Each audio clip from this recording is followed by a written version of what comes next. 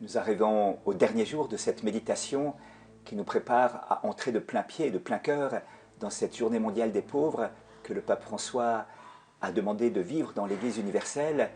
Une journée non pas de la pauvreté, vous l'avez bien entendu, mais des pauvres, c'est-à-dire des personnes, des visages de chacune et de chacun que nous pouvons rencontrer de notre propre pauvreté, de notre propre misère, car nous sommes aussi des pauvres sous le regard de Dieu.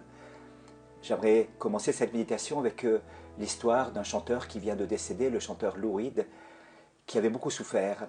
À 17 ans, pris dans des troubles psychiques extrêmement graves, il a subi un traitement psychiatrique par électrochoc. Un psychiatre a proposé cette méthode à ses parents. Et Lou évoquera cette expérience terrible et dévastatrice des électrochocs dans une chanson célèbre, Kill Your Sons. Et cette chanson dit « Ignores-tu qu'ils vont tuer tes enfants, tes fils ?» Lou Reed a composé par la suite une chanson dont le titre est « Jesus », Jésus. C'est le cri de son cœur.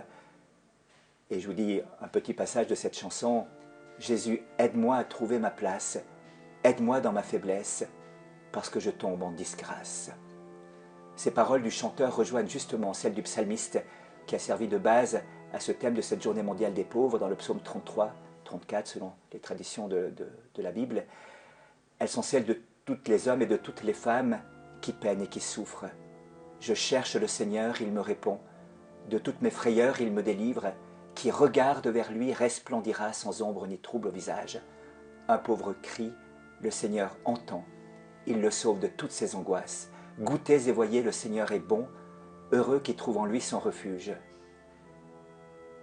À partir de ce psaume, le pape François nous dit que la prison de la pauvreté est détruite par la puissance de l'intervention de Dieu.